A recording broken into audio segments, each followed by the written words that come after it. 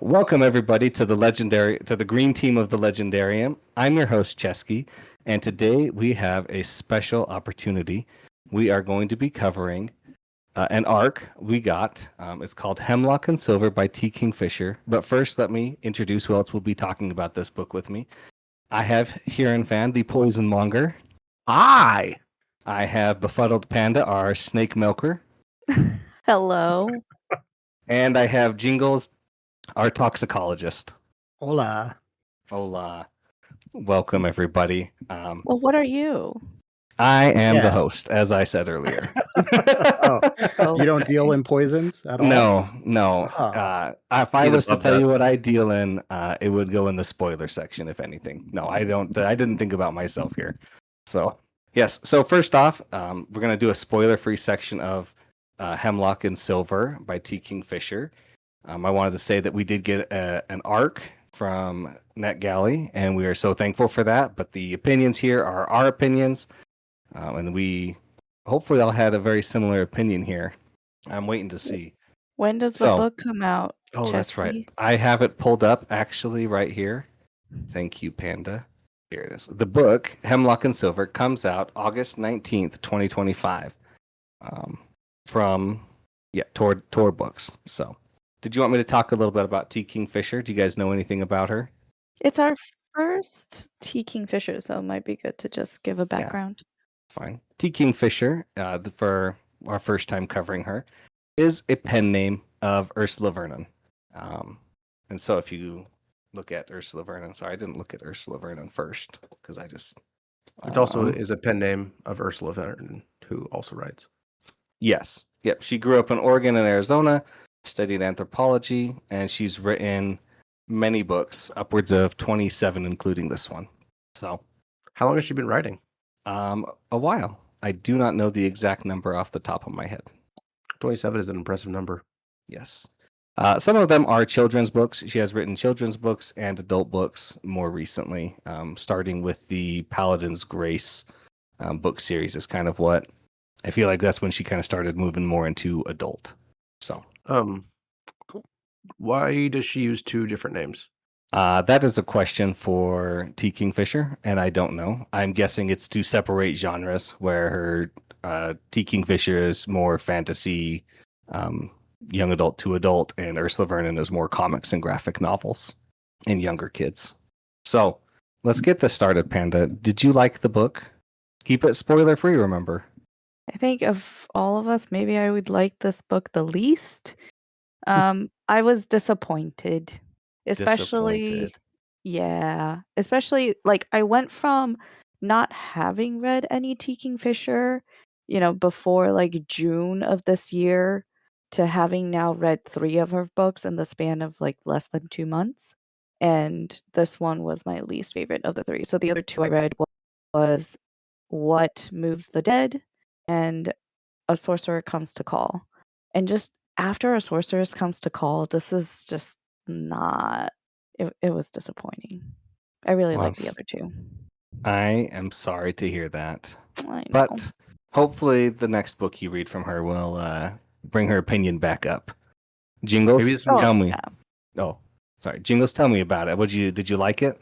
I enjoyed it. I think I'm a little more positive on it than Panda maybe, but having read some of her horror, like I have also read What Moves the Dead and The Hollow Places, I really liked those, especially for like Kingfisher's use of atmosphere in those books. I find to be really good, and you see glimpses of that in this book, but because it's not a full-on horror, it kind of took me out as well.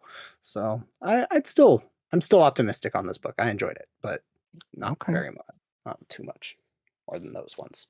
Hurinfan, please tell me you are more on my side of this argument now. I liked it more than Panda. Overall, I'm positive, but I don't plan on reading this again. And I can say that I liked it, but I also have a lot of problems with it. Okay, that's fair. Well, I will give my opinion. I really liked it. I thought it was really good. Like Jingle said, I think that T. Kingfisher has an excellent ability to write that atmospheric horror where it's a little mix of dread and a little mix of just feeling unsettled. And she can weave that in really well. And there were a couple scenes in this book that really had that going. And I thought that was amazing. And I like the storyline. I thought it was great. So I actually really liked this one. So what is the storyline? Like, what's the premise of this book? Well, let me ask you if you guys caught this, because I didn't catch this until I was looking at reviews about it afterwards, but it's actually a Snow White retelling. Yeah. Yeah. You didn't catch that? I am very The princess named Snow, and like she's Huron? eating apples and Come on, apples are a constant in all fantasy books everywhere. Weird names is also a constant. It did not click for me. It did not No. land It's with them. fascinating. Okay. I would also say like there's a certain turn in the middle of this book where there's another piece of the Snow White fairy tale that's used incredibly prominently. Yeah. Well, I'm not saying it's not prominent. I'm saying that your boy Cesky just does not see it unless he's really looking for it. And I was just along for the ride and having a great my time. gosh. You know what? Maybe that's why you enjoyed it the most, because you didn't have that coloring your read of this. Because I was very intrigued when I read the premise and it was about like a Snow White retelling, but from a completely different perspective. Like, it's not the queen, it's not Snow White, it's not even the huntsman or anything, right? And it's just a completely fresh perspective. And then things happen in the book, and I'm like, okay, this is dragging on a little too long. So, No, I try to go into most books as blind as I can. So I generally don't read anything about books except for like the back cover or what you could find like that. it says so. it on the back. I didn't read the back cover for this one because I had the book and I knew I was There was going to no read back it. cover. So I Yeah. wasn't needing to. I didn't need to go research whether I was going to like the book. I knew I was going to read it. So there was no need Fair. to check. Fair. All right, I let will say me. that this Go ahead is here. much more loose retelling of Snow White than like the other Kingfisher book I read, which was damn, what was it? Sleeping Beauty? Which one It's was the one? Thornhedge. Thornhedge. Thornhedge. Yeah, Thornhedge, that yeah. one. That And one is a lot more Thornhedge- obviously Sleeping Beauty. And Thornhedge was a novella, so it's like That's true. I think this book was a bit too long for the story it had to tell. I agree, but we'll get into that later. Let me give you just a spoiler-free plot synopsis.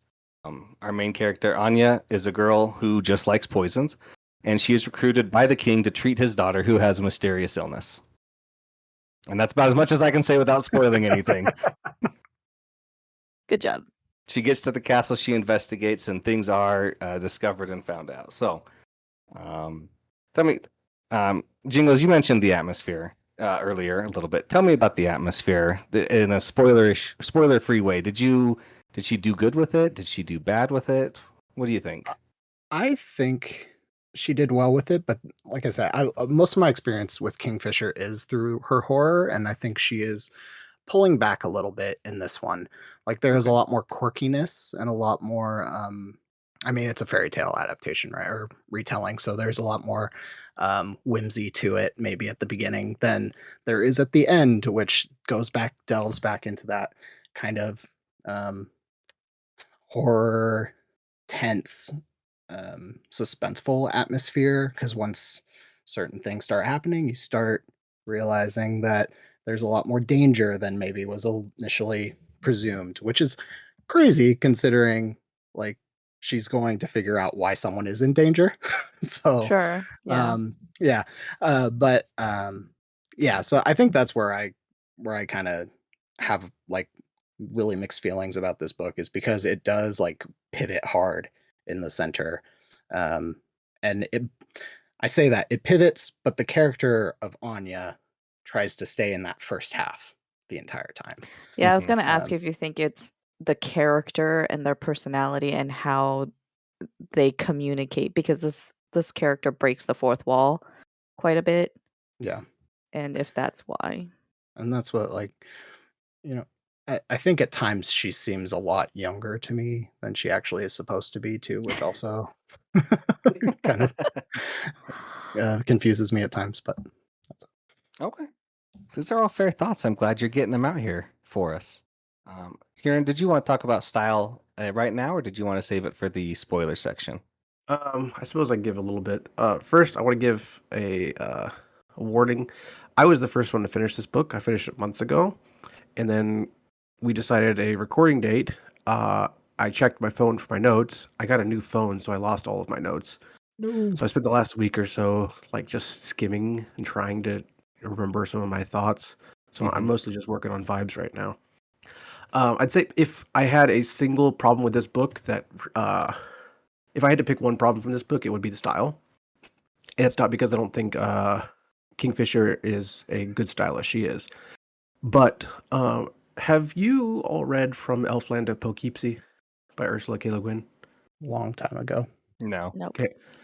I would highly recommend it for people who I don't like fantasy because it's Ursula K. Le Guin's like defense of fantasy and the use of style in fantasy and how it kind of takes us away into another world and how the style is such an important part of what makes fantasy fantasy. And I think G. Kingfisher does not subscribe to Le Guin's thoughts on this because her style, not only the style, but the dialogue and the, I want to say, attitudes are very modern. Mhm. And that really takes me out of the story a lot. The way that our POV works, and she's like quipping, or like I said, she has modern sensibilities, which I mean, there's nothing wrong with that, but it's kind of grating, especially when she's speaking in her dialogue with other people inside the world. Like usually, when we're given such a close POV, and it is just her POV, and it's supposed to be inside her thoughts and inside the way that she feels, and it just feels so modern. It really takes me out of the story. Okay, that's fair. It did not bother me. So when you're saying that she's not subscribing to that, do you mean that just the use of being more modern in the styling is kind of Yes. what she's going against? Okay. Like the way that people talk and the way that they interact with each other, and it doesn't have an elevated style with what we associate it with, like older works, such as Tolkien or MacDonald or really Le Guin, because she was really good at that when writing fantasy. I will have to think about that some more. That is an interesting thing to reflect on because one of the books that I read of hers that I really enjoyed was The Hollow Places, and it is actually a more modern setting. Like they're in a shop in New England or something like that in the 2000s, and so that never really bothered me. But now that you're I saying think I it would actually here, like some of her other stuff if we're, yeah, we're in a modern setting, because like that's what consistently took me out was just like, why are they talking like this? This is not natural, or it doesn't yeah. feel natural. It lacks a verisimilitude, in my opinion. Well, I think that's also part of like why I feel like Anya feels younger than she actually is because of the quippiness and everything. Like this is a person who is like in her mid 30s, I think, and she often sounds like a teenager. um, so yeah, it's a little odd. I don't know. I'm in a small defense. I'm in my mid 30s, and sometimes I sound like a teenager to myself I in know. my head. I say So that like I don't, but yeah, I absolutely do too. I totally get it. Yeah. you can say the teenager jokes, and they'll still land for me. They probably shouldn't, but they will. Yeah. Let's see. I Panda, think, did you have anything? Oh, sorry. well, like for the characterization of Anya, she is basically considered a spinster because she's not married at her age in this society. She's been very single-minded and focused on her work. That's what she loves. She loves learning about poisons and toxicology, and she sees a person who has been poisoned as it's the problem of being poisoned with a person attached to it, as one of Hmm. her mentors described her, as opposed to, oh, this is a person who's a patient that needs to be cured. And I think that kind of characterization helps me with her, how she speaks, how she interacts with other humans, because she just Mhm. tends to not socialize. She's not a very well socialized person. And given the situation where she's coming into contact with the king of the land, and she's like, I have no idea how I'm supposed to behave. I only have like stereotypes and what I think should be proper behavior or not, given the prestige of this person, right? So she's like interacting with a different, basically a different world for her, and navigating that. So I get the modernness thing. I think for me, it was just how repetitive some of the quips were. And there's a whole other like side to this story that I was just like not, I was not in the mood for or vibing with. And I was like, this totally could work without this element. And If the you're book would have referring been to shorter. the element, I think you are, Panda. That was one of the better elements of the whole book. I agree. That was the part where I actually got Let's, excited. Oh, let me see if dear. this rings true, Panda here. I got to Oh, about dear. 35% of the way through, and I was like, I really hope this fantasy book has a little bit of magic in it. Oh, no, that part's fine. Oh, okay. Well, Well, never I mind still then. have some I still have qualms about it.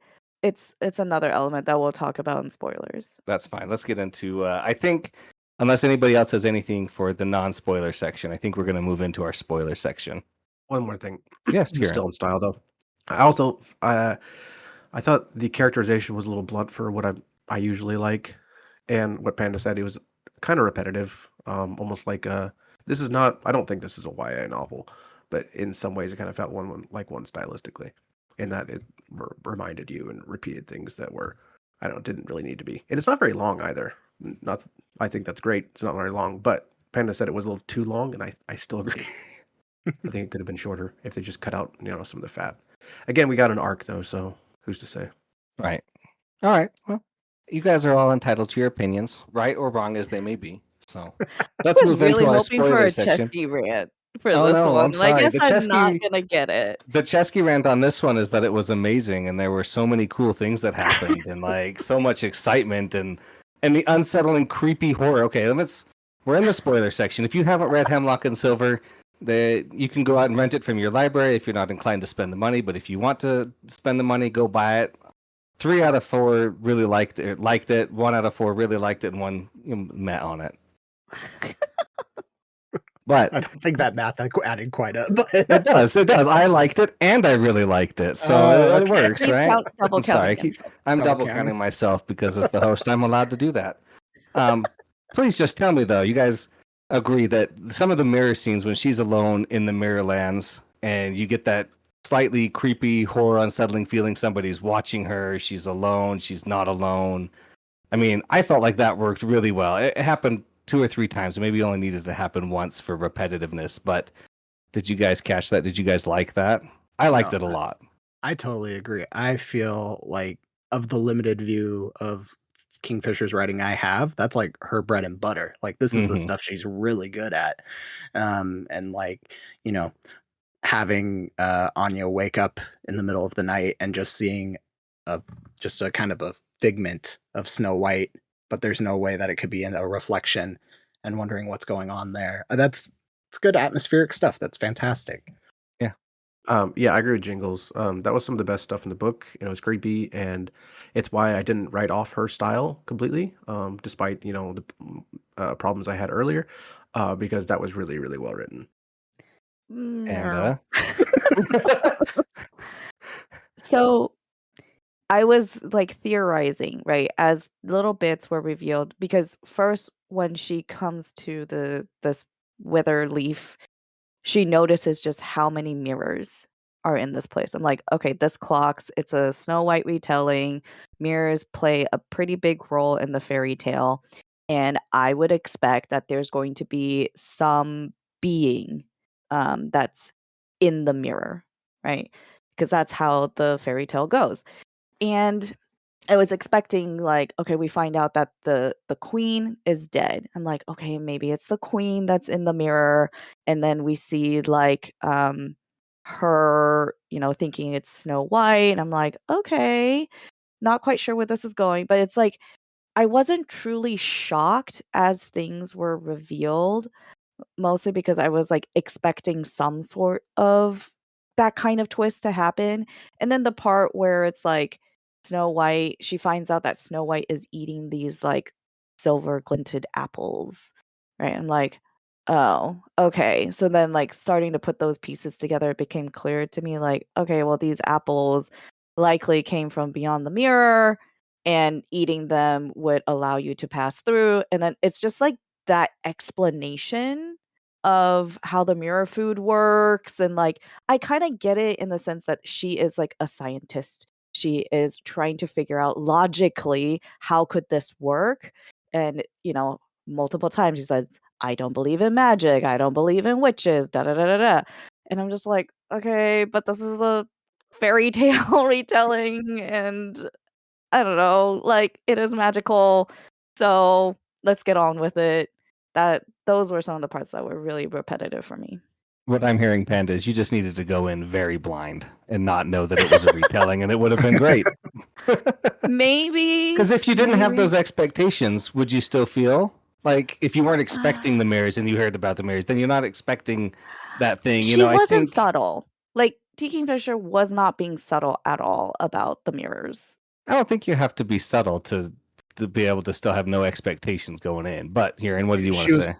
She was also not subtle about it being a retelling. I'm sorry. Sorry, Cesky. That's fine. When we find out that the princess's name is first of all, it's Snow. a poison story, Snow, and then we find out mirrors, and we got a poisonist. I think as soon as we got to the castle, I'm like, oh, this is a Snow White retelling. I had no idea before I read it. That's fine. I mean, I get oblivious to things like that when I'm reading. It's okay. You clearly had a much better experience with the story than I did. I get invested in this story. What can I say? All right, let me give you guys another small synopsis of this story. Now that we're in spoiler territory, Anya is a girl who just likes poison, and she is recruited by the king to treat his daughter, who has a mysterious illness. While investigating the poison, Anya falls into a mirror, discovering a deep secret, and more players working to manipulate things to their own advantage. Would you guys say that's fairly correct? Yeah. Mm-hmm. Yeah. Okay. So let's talk about characters for a second. When I was reading it, kind of felt like Anya was on the like Asperger syndrome, or on the Asperger spectrum, where she's like a very, very high functioning autistic with her obsession on poisons. Did you guys feel like that at all? Or it's fine if you didn't. I just am curious. Do you know Lady Sybil in Discworld? No, sorry. Jingalls? I need to read more. No, I don't. I'm sorry. Lady Sybil is Vimes' wife, and she's a heavyset woman who's very, very into like research, and she's kind of in her own mind. I don't know, they just remind me of the same character, or similar characters. Yeah, it does sound like that. So I'll be honest with you. I kept picturing Sophie from Howl's Moving Castle, but like the older version of Sophie as Anya. Just like the mannerisms and like the thoughts that she has and how she's like sassy. Anyway, She's 35, not 80. I know. But see, like, you guys thinking her being younger, for some reason, I also thought of her as older, like, physically. I don't know. That's fine. Which one of you said that you felt like the characters were blunt, or character growth was blunt? Hurin, you want to explain about that now that we're in spoilers? It's just it kind of goes into the stylistic problems I had. Like, okay, we get it. She's really she's slightly insecure about like her spinster status, and then she also is like really, really into science. But like this kind of was just kind of hammered into my head, I felt, by the time we got into the interesting parts of the book.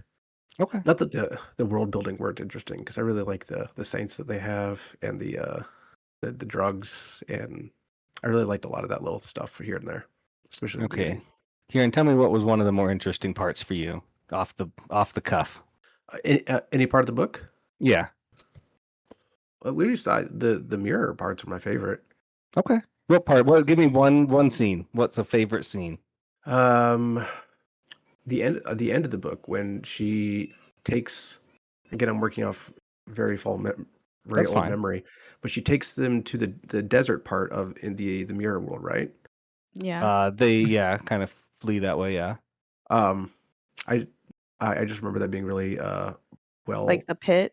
Yes, that really stuck with me even several months later, and being unable to talk about it on the spot. I'm sorry. It's okay, here. I wasn't trying to. I just wanted to hear one thing you liked about the book. That's all. Oh, I actually like the romance. Okay, you thought the romance was good. We're not gonna go that far, but I liked it. Oh. Okay, that's fine. I was a little bit yay nay on the romance. I wasn't sure if it needed to be there, but being there, it wasn't. That's the element I was talking about in the spoiler-free Oh, okay. section. Oh, okay. No, it was fine. It's a romancy thing. It's not. I think this book I could don't- have worked totally fine without the romance. And the romance seemed like it was more a device so that Anya wasn't doing this discovery all on her own. But I'm like, they could have totally been friends. Like they could have just like bonded over something else and like there was a friendship there. At first I thought when Aaron was introduced, I was like, oh, maybe there's actually going to be a romance with Aaron. But then it became Javier, or however you want to say his name. And I was like, oh, okay. I thought the same thing. I thought, okay, this is the pairing. It's gonna be Aaron and Anja. Anya. Anya. Yeah. I thought it was gonna be Aaron and Anja, but like the second time that Javier, I just said Javier? Javier. Yeah. Javier interacted, I'm like, oh, it's this guy. And no, I thought they were fine together. I just really wanted her to end up with somebody.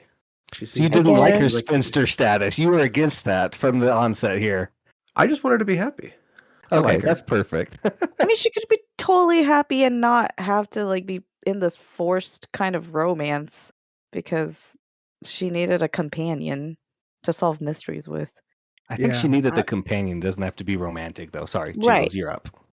Oh no, I was just kind of hearing everything that Panda's had to say so far. I kind of a thought came to mind where maybe Kingfisher is trying to juggle like too many things at once, because Anya is very much like a skeptic scientist, right? She's Mhm. very much invested in the idea that everything has a reason and there is a process to discovering that reason. And Mhm. so introducing things like the mirror and magic and all of that, you can't have her just believe it, which then enters the problem of repetition, because science is a repetitive process and you have to Sure. go through every step. Um, Mhm. and it also means that we can't really leave Anya alone for too long, right? Because she needs someone who is going to balance out that confidence that she can just go. Mm. That might be the wrong way to say that, but I hope my meaning's getting across, that like I am neutral on the romance part itself. Confidence, Jingles. Say it with confidence here. But I do find, whether it was Javier or Aaron, I don't really care. But I do find the character existing to be a valuable thing Okay. for that. I wonder if. It's Oh, sorry. Here and go. it's always more interesting when you have somebody to bounce off against. You need a companion, otherwise you're just going to be always inside the head of one character who has no one to interact with, and you can't like contrast the two, for example. Yeah. Mhm. And like Snow can't be the companion in this situation, right? Because Snow, I actually really like Snow as a character, and just Did this you now? determinedness she has. Yeah, I loved it. I thought it was a really Yeah. fun take on like giving Snow White a little bit more authority in what happens in the story. Because she Okay. is actively choosing to rescue her sister, right? That's not Yeah. something that she is being forced to do. Like, she is choosing to eat the apples. Like, I thought it was great when we discovered that she is doing this of her own free will. Yeah. Like, she's being a little manipulated, but she is choosing to do this. And being I thought that deceptive was about it too. Yep. Yeah.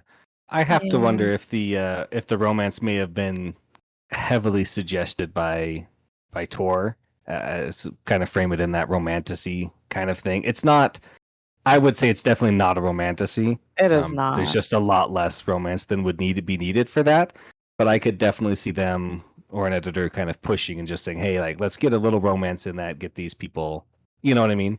Because here's the thing, like, I have read T. Kingfisher writing romance, and I know that she can write better romance than this, you know? So that's like the disappointment. Okay. All right. All right, as your characters, we were talking about characters. I like Jingles that you talked about Snow, because Snow was a really interesting character. You think she's kind of the weak one, and then she's doing it on purpose. How did you feel about? How did you guys all feel about the Mirror World, the Mirror Queen, switching Rosie and Rose? Did you guys see that? She reminded me of the other mother in Coraline. Yeah. Actually, this But whole I story can is see a lot like that. Coraline. Yeah, we very much have It's- a Portal fantasy with alternative versions of existing characters who have But taken where's on the their own alternative? personalities. Where's Snow's reflection? Snow's reflection's dead, But like, or it's not awake at how? least. But like, where? Like, wouldn't Snow's reflection just like keep popping up everywhere as she like goes in front of mirrors? I think it depends on the awakened status of it. Like, this is one thing I really liked actually about this is that T. Kingfisher gives us enough magic and kind of like mini rules to like start contemplating and being confused about things without actually setting it down in detail. Like what happens when you have two mirrors and you go look and you reflect yourself to infinity. Well, that's how you get the mirror guilds. But what are mirror guilds? Who knows? Like, what do they do? Why are they? Like, how do two mirrors work in the real world? And what's the difference between awakened mirror self, and not? Like, if they're awakened and then die, do they reform afterwards? I mean, Kieran, go ahead. You have a thought. I was just gonna say thank you for reminding me of the Mirror Guilds because I'd completely forgot about them and they were awesome. Very creepy the first time you see them. And I like how they kind of solved the problem at the end of the book. Yeah, They helped out. They help. They I guess assist, they're yeah. kind of like the stand-ins for the dwarves. Oh, okay. I guess you could say that. I wouldn't personally say that, but I guess Well, you could. because apparently you didn't know that it was a Snow White retelling. I can see a lot of things in there. I mean, I would probably put them more as maybe the magic mirror or something because they're in the mirror and something. No, see but I don't know. that's the cat, like Grayling. I think is more the Magdalene. We don't know where he comes from really, and like he was the one. So here's the thing about this whole world. There were parts of it that was definitely really intriguing, like the Mirror Guild. That the true like horror moment was when we see the first one, right? And I was like, okay, that's interesting. Although the explanation was a little convoluted for my taste. And then she like starts telling you, the Anya's observations about the rules of this mirror world, right? Mm-hmm. My problem is that these rules seem to become more and more convoluted in order to fit the story that the author was trying to tell. And to me, that works against that's not a great reading experience for me. And it took me away. It felt like a drag reading it. It is I agree. unfortunate. Sorry. I know. Yeah, well, me too. Jingles, did you have something you wanted to comment? Can't remember now. Okay. Well, if you think about it, just let us know. I will just just again, kind of in response to Panda's stuff. Like, I agree with you. I think now, especially now that we're looking at it a little more closely. Here's the thing: when I was reading it, I wasn't thinking about it. Sure. I don't want this to sound like a bad thing, but this book just wasn't engaging me in that way. Like, I just didn't need to know Study it. exactly how everything was going. So I was cool with just running with the weird mirror world. But now that we are kind of focusing, I can definitely see like some of the problems because we don't have a mirror Anya either, right? Like, is that maybe Yeah, there's a mirror on you. There is a mirror Anya. Okay, I forgot about the mirror Anya. But well, when you go in the mirror, your reflection goes away, right? Right. But she has a reflection all the time in the mirror, right? What are you missing? What am I missing then? But how does that work? How does that work where Rosie and Rose were in the mirror at the same time? Because Rosie was awake, and when you're awake, you don't follow your reflection anymore.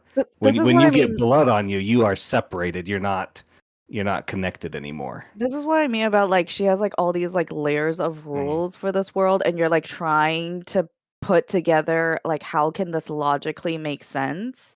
And so, okay, if we play this out, right? Like, the first instance of, like, somebody who can pass through the mirror is this old lady, right? The old lady who saves Grayling from a pond.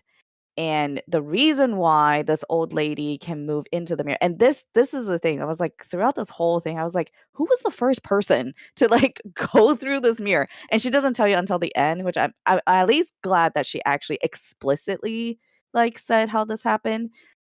Sort of where, oh, because cat hair gets in everything, and Grayling is able to go in between the mirror, and at some point you would have ingested cat hair, and therefore this old woman is able to move through the mirror. I'm just like, okay, I guess that works. There's another way that it's like Coraline, the cat. Sharon, did you dislike this cat like you do most? No, I actually like the cat in Coraline. No, in This this cat was book. fine. Fine. I don't remember much, so yeah. I mean, I don't have any strong emotions. Okay. Because it's not that's fine. actually a cat, guys. It's a mirror Like, cat. it's not a I don't cat. know. That's probably I'm it. That's sorry. gotta be the best explanation. I agree, but I think I come a little differently from Banda.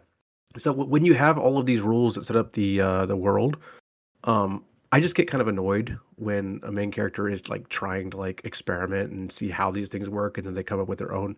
Which is, I mean, fine with her character because she's like that. She's a scientist. She wants to know how these things work. But when it comes to that, my eyes just glaze over, and I'm like, I just don't care. I don't care how these things work. I'm fine with just leaving it as a mystery. But I also don't like it, but I don't like it for a different reason. Here, and I have a question then. If they just went with like it's magic, right? You don't have to understand all these rules, and especially if they seem like they conflict with each other, I think that would have worked better. Let me just pose a question to all of you guys then. You guys are against finding out the rules of magic here.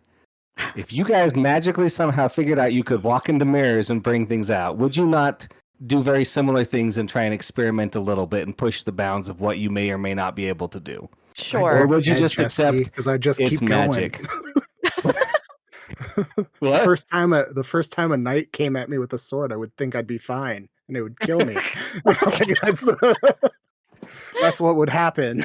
You would never know about the mirror world. The first time you don't, the first time, I mean, just assuming, say like hers, you're in your room, nobody else interrupts you. But as a serious question though, like, would you not do similar things? Would you not pull things out? Would you not test? I mean, just Sure. curious here. Oh yeah, no, I would test a little. Kieran? Absolutely would. And my problem is not the experimentation; it's the explaining. Okay. So it's fine if she goes in there and then she's like, "Oh, I brought this thing out," and she's like, "Oh, I guess I can bring things out." Or I went in there and I'm like, "Oh, I guess when you put two things together, then it happens like this." You just need to show us these things. You don't need to make it like systematic. Okay. So maybe just a little less explaining on her end after the fact. Show, don't tell. Yeah. Okay. I I mean, think it works more for her because she's very into that telling herself and figuring it out and writing it down and It's the style of this Yeah. character. Yeah. I think one of the moments where it does actually kind of work. Well, this is actually exactly why you shouldn't explain everything right away. The moment where Javier and she are looking at each other through the mirror, and Right. she like reaches out her hand to Yeah. touch him, and he like gets the grimace, and she immediately takes that as like he's disgusted by Right. Anya. Mm-hmm. And then later we learn that no, like her hand went through his, and he was Right. like, "What the heck is going on?" Like that was some good, like a good way of explaining something, but actually giving it some emotional weight. But And that was also to get me there. kind of annoying. It was like, okay, I checked the miscommunication box. Sure, and then there's that Yeah. problem. Yeah. As far as miscommunications go, it was fine. There was no third act breakup, so I mean, I'm fine with it. Yeah, I really like that part. I didn't like how often she thought about it. Yeah. Yeah. That part was a teeny repetitive for me because it's like every time she sees him. But then I remember back to my younger years, and I know she's supposed to be the same age as me, but I still think about bad things even quite often as an adult. So, one question, because I did not. Did you guys catch the foreshadowing as you were reading that Rosie and Rose had been switched? As soon as I started to understand that the reflections could be woken up, then I was like, okay, I see where this is going. because it was cool to me. I didn't catch it until they were, I mean, basically explaining it to me, as is often the case with books. But like, whereas she's like, "Oh, it's the buttons," and I was like, "Oh my gosh, it makes so much sense." Like all the pieces started clicking there, and I liked that. Yeah. So, I don't remember Panda, when I figured it out. oh, it's fine. Panda, you've said a lot of bad things. Why don't you tell us one scene you really liked in this book, please? I actually really like the beginning of this book. Like as we were getting to understand who Anya is and like her first interaction with the king and like her quippiness and her like inner monologuing was actually fun. So I really enjoyed that. It's the repetitiveness that later on really like made me dislike that writing style more. Other things I that's a dislike. Yeah, Things yeah. that These I have like. to be likes here for a second, Panda. Come on. We are a positive podcast here, unless it's very much calling for the other way. Oh, guys. On the strong beginning, my first notes in our group chat were strong first chapter. I remember was a not good, finishing much strong after first that chapter. because after that I was just like, this style is grating me. But yeah, I remember liking the first chapter. I do like the like backstory of Anya and like how her this is gonna sound bad. Her like really obnoxious cousin like dies from hemlock poisoning. Like how all of that went and that piqued her interest in toxicology and how she became so knowledgeable and the way that she experiments with the different sources of poison and how to find the cures, right? Like all of that part was fine. And I'm trying to think about why like those parts worked, but then her like actually trying to figure out what happened, like what's going on with Snow didn't quite work. I think it is the repetitiveness. Like this whole thing just needed another editing pass in my opinion. That's fair. Jingles, it looked like you were looking something up to share with us.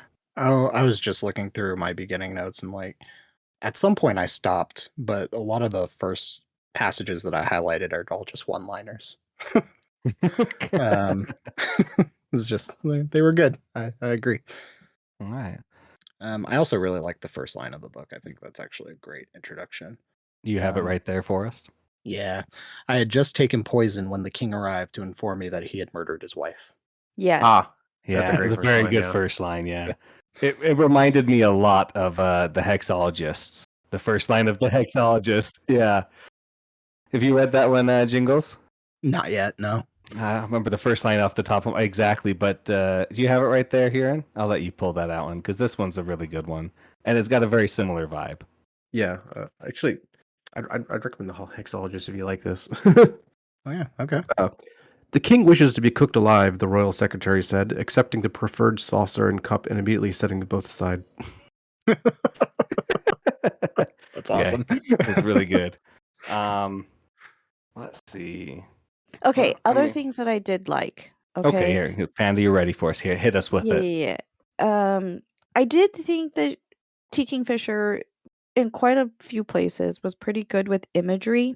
The way that she chooses her words, like the part where, Anya had to actually the part leading up to getting to Witherleaf. That part I did really enjoy, like where she has this now elevated status and she's like trying to figure out how to interact with people because of it. She has her own bodyguards.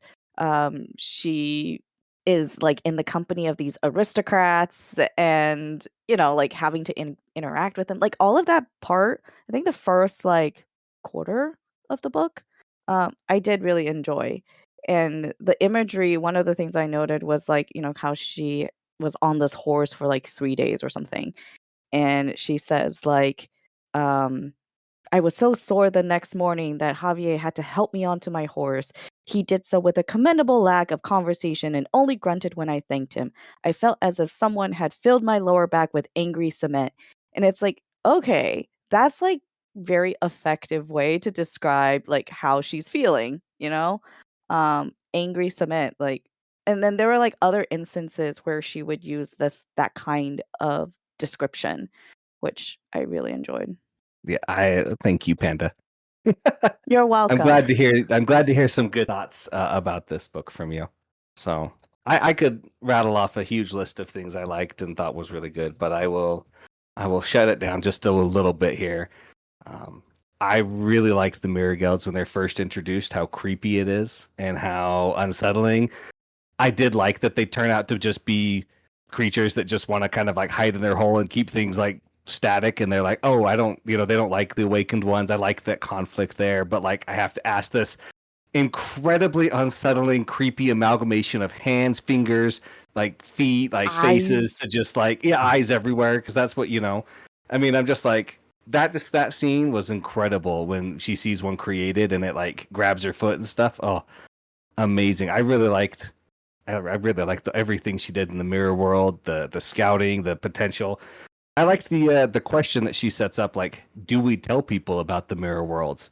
If I tell people Sure. about the mirror worlds and we figure this out, then we're gonna have to double all the guards. It's gonna be used for this kind of assassination thing.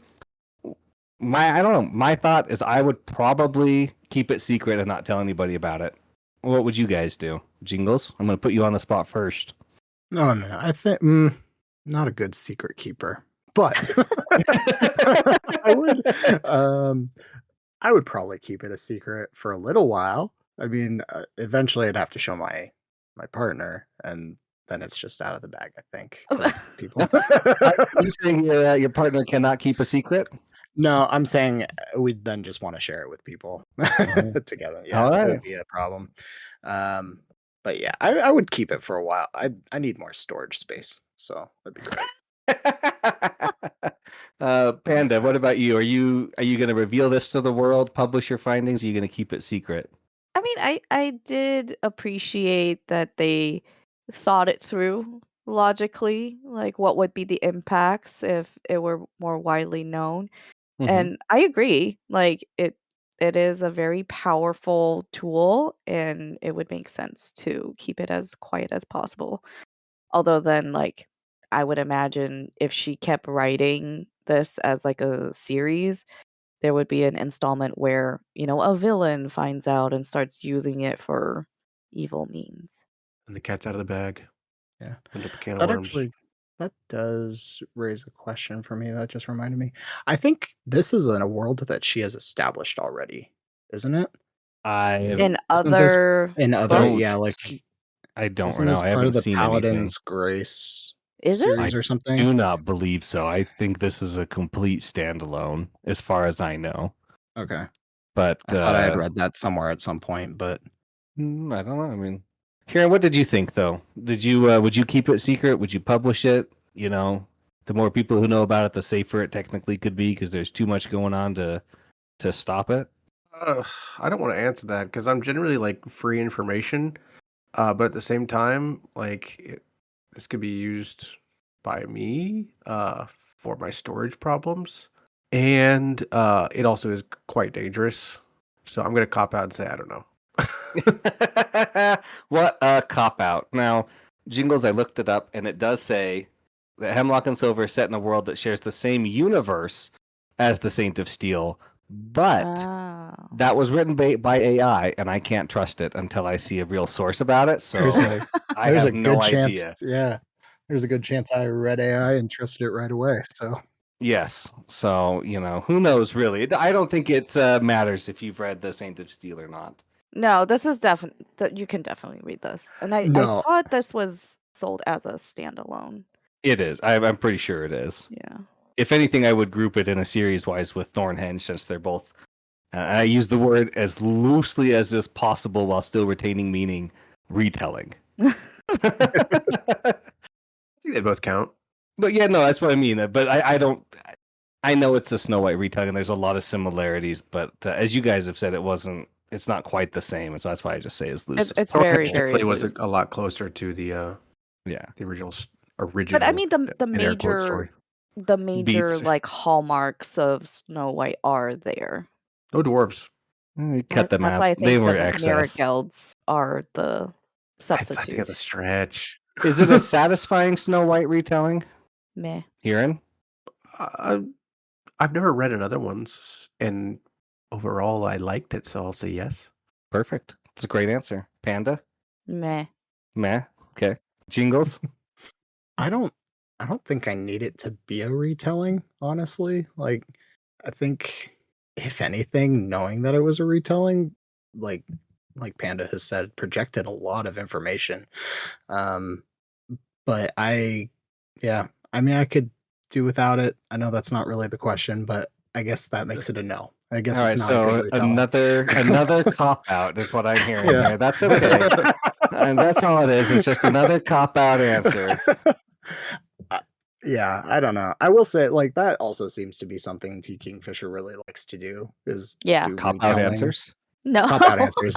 No, it's just like, if you go and read What Moves the Dead, that is full on a retelling of The Fall of the House of Usher Yeah. with like no stops. It hits almost the exact same story beats. It just twists a And the couple same things. character names and Yeah. everything. Yeah. This wasn't like that. I mean, this was just a completely new thing with reuse of character names, I felt, and some themes. Yeah. Oh. Yeah. I mean, I thought guess it was a good one. I guess it's a reimagining. I don't know if I there's a like that difference better. between reimagining versus retelling, but there you go. We could debate about it on another episode. Another time. All right. Who would you guys? We're getting close to our ending here. Is there anybody you would recommend this book to? Who should go out and read this book and get a good time out of it? T. Kingfisher Cesky. mega fans. T. Kingfisher, mega fans, and Cesky. Wow, these guys, hot answers here on the take here. That was quick and fast, but not really applicable since I like most everything I read. Here's the thing. I think that if you enjoy and like at least the three that I've read so far by T. Kingfisher, there's always some sort of horror element. If it's not explicitly horror, like there's at least some horror element. And if that's something that you enjoy and you like the, a fresh perspective on the Snow White fairy tale, and you may or may not have already read T. Kingfisher before, go ahead. I wouldn't say like this is not a book for anyone. It just wasn't quite it for me. Well, that's understandable. Disney, Jingles. I'm gonna say something. I don't know. Disney adults, I think, will really like this book. Oh, that's a good answer. I could see that happy in the case. Yeah, Except for me. except for I'm for a Panda. Disney adult. Are you? Yeah. Yeah, I don't know. I feel like the demographic of this book seems to be aimed towards like a pretty common reader right now that you see in a lot of like social media era.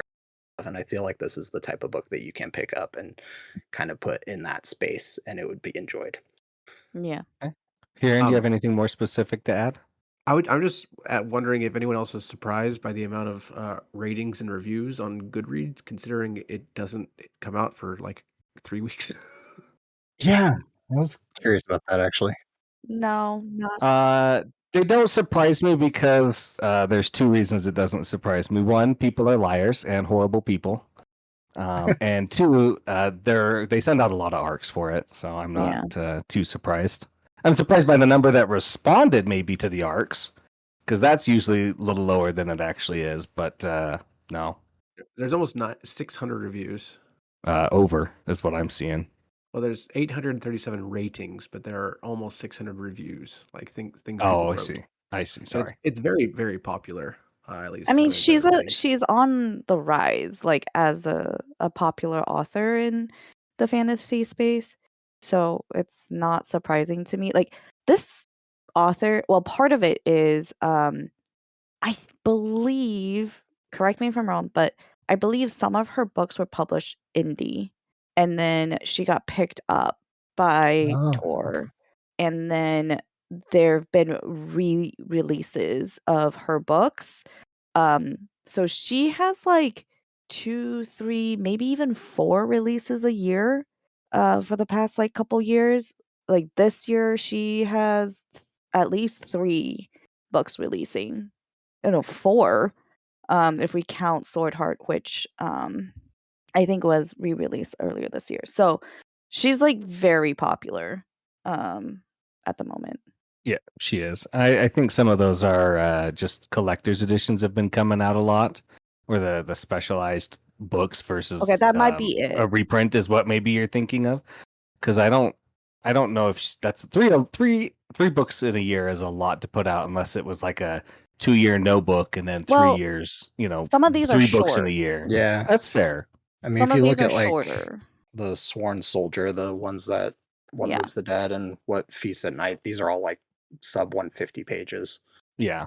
So Yeah, I'll read some more Kingfisher. I definitely want to read Paladin's Grace. And then I'd prefer to read something more modern, so this style thing doesn't bother me so I much. think Jingle's already recommended the Hollow Places, but I can recommend out of the ones I've read the Twisted ones. That one was creepy. You want to read that one with the light on, preferably on a sunny day. I was reading it at night, and let me tell you, there were some parts that really there's a couple scenes that really creep you out because she does it so well and so methodically. It's really good. But I think, is there anything else anybody else wants to say about this book? Forever hold your Yes, peace. Okay, but Panda, you get know it off what? your chest. I know. We'll end on a high note. Like, Oh, we're gonna end on a high note. I do really enjoy her writing for the most part, and so there's like several other T. Kingfisher books that are on my shelves that I want to get to. And like when she's good, she's really good. All right. I'm going to give you guys all a few seconds to think about what rating you want to give this. Huron, can I assume you want to give this an apple out of unicorns since you don't believe in ratings? I'll give it a 0 out of 0. Okay. I was trying to get you a joke there, but it's okay. Jingles, what do you want to rate it? I'm giving it a solid 3.5 3.5, out of 4. solid. I love it. Panda, I 4 out of assume you're 5. going to go low. This is gonna sound so mean. If you don't want to be mean, you know how to change it. I But gave it a 0. yeah, out of 0. So that's actually 100%. 0 apples. You can't divide by 0. Yeah, you can't divide by 0. That's illegal. The math Well, police will come and Can you kill divide mirror apples by 0? Probably. Sure. Probably. Why not? It's a mirror world. You can do anything Yeah. you want in the mirror and world. actually, I believe in the original Snow White retelling, the apples weren't red; they were silver, if I remember really? correctly. I have no Anyway, idea. I gave it a 2.75. That's fine. I'm not. Not bad. Yeah, if that's how you feel. That's how that you sounds like feel. a really good score to me. Yeah. It's Out over of 5. half. I Yeah. mean, I guess. I mean, like I said, I did really enjoy the first quarter, and then it kind of lost me. Well, no worries. My rating is here to buoy it up quite a bit. No, I would give it probably a 4.25 if I had to delve that deep. Delve that deep. Well, like go that subdividing between 4 or 4.5 I or see. 4.25. I'm a strong 4. I liked it a lot. I had a lot of fun with it. It's a great You reading usually round to the experience nearest for me. 100th. No, but sometimes if I'm feeling particularly particular about it, I will go into quarter marks. 2.25, 75. Mhm. That's where I land. So If you Yeah. really, really enjoyed this book, please don't hate me. nobody should hate Panda for having an honest opinion. That is Exactly. the wrong way to go about this. But that's going to conclude our discussion, you guys, for Hemlock and Silver. Thank you so much for joining me. It's been a blast having you guys here. I want to give a couple shout outs really quick. Thank you to Horizon Brave for starting the green team of the Legendarium. Thank you to the Jingle Punks for their song Galactic Damages, which is our intro and outro music. Thanks to Craig for loaning us this little corner of his media empire of the Legendarium. Huron, Panda, and Jingles, thank you so much. We'll see everybody in the next one. Thank you. Bye. Bye. Bye. Adios.